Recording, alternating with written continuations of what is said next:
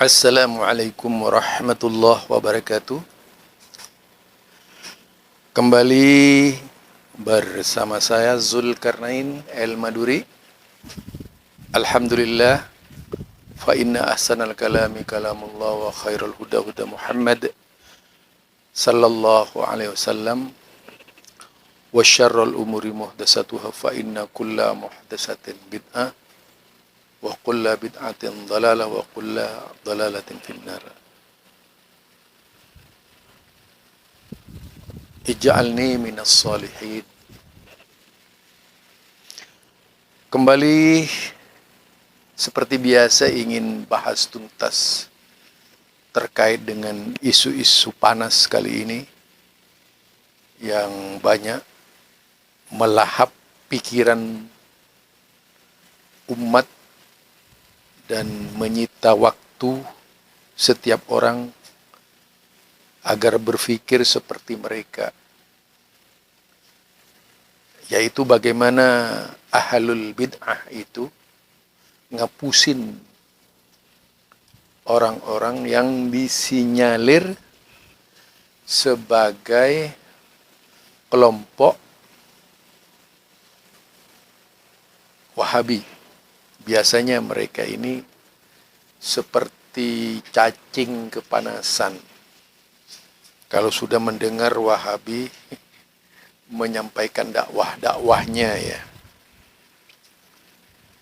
Nah, mari kita dengarkan berikut ini pernyataan gila dari seorang kiai, ajakan perang kepada umat yang jelas-jelas sangat provokatif dan pelakunya disebut provokator, bukan lagi ustadz gitu.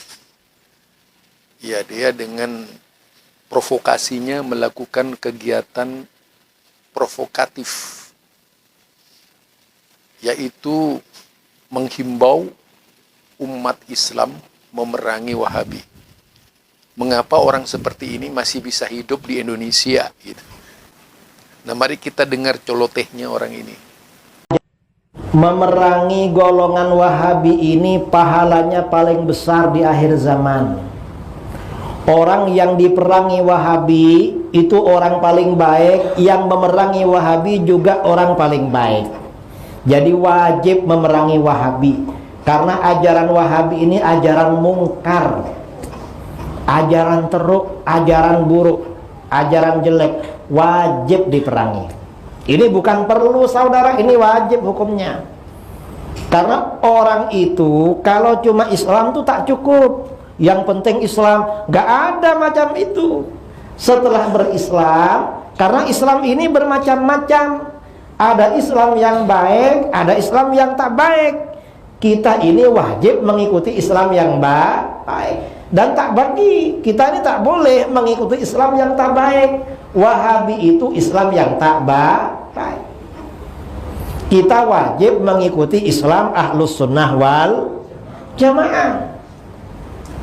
Jadi memerangi Wahabi ini pahalanya paling besar di akhir zaman. Karena mereka ini ajaran penipu. Jadi wajib. Jangan ragu-ragu. Orang ini kita kenal dengan Idrus Ramli ya.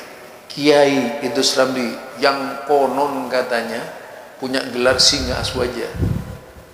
Tetapi menurut saya singa ompong aswaja.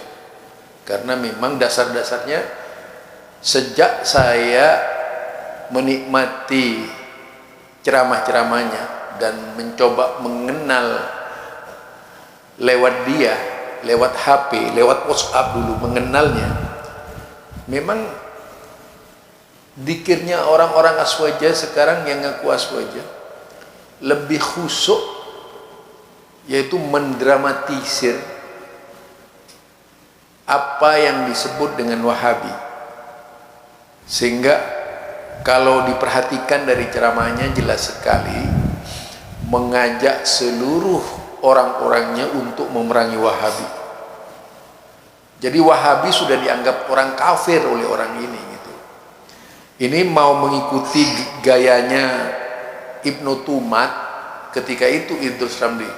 Ini himbauan jahat himbauan memecah belah persatuan NKRI, himbauan merusak kesatuan bangsa, seharusnya orang seperti ini cepat ditindak gitu. Kalau tidak, ini akan berbahaya kemana-mana.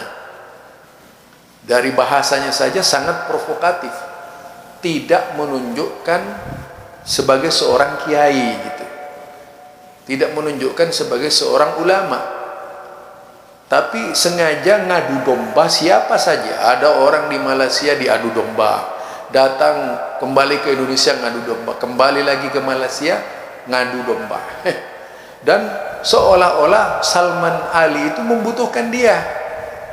Wong Salman Ali tidak mungkinlah butuh seperti orang Idrus Ramli. Saya pikir nggak ada apa-apanya Idrus Ramli, cuma tukang ngumpat dia itu. Tidak ada ilmunya, tidak ada referensinya yang mau diangkat bicara, mau menanggapi Wahabi tidak bisa. Coba bukunya mana yang ilmiah?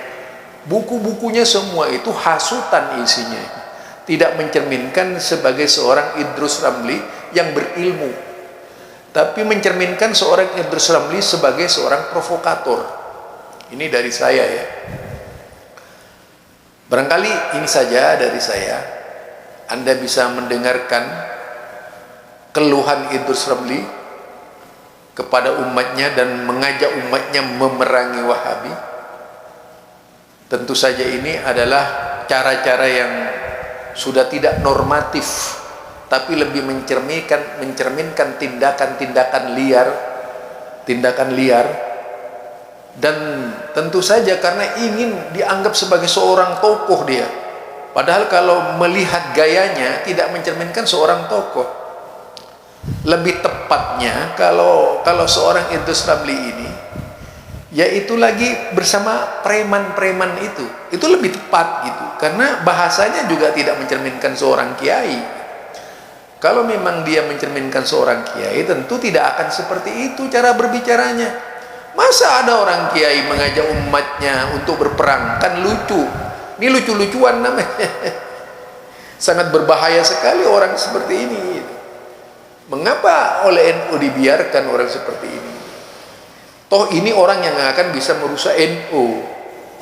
Barangkali ini saja dari saya, tidak terlalu banyak lah menanggapi orang yang hilang akal waras. Saya pastikan bahwa orang ini adalah hilang akal warasnya. Kata Rocky Gerung, orang seperti Idrus Ramli ini sudah tidak mampu lagi menggunakan akal sehat, melainkan dengan cara gila-gilaan di dalam memahamkan Islam kepada orang lain. Subhanakallahumma wa bihamdika asyhadu an la ilaha illa anta astaghfiruka wa atubu ilaik. Assalamualaikum warahmatullahi wabarakatuh.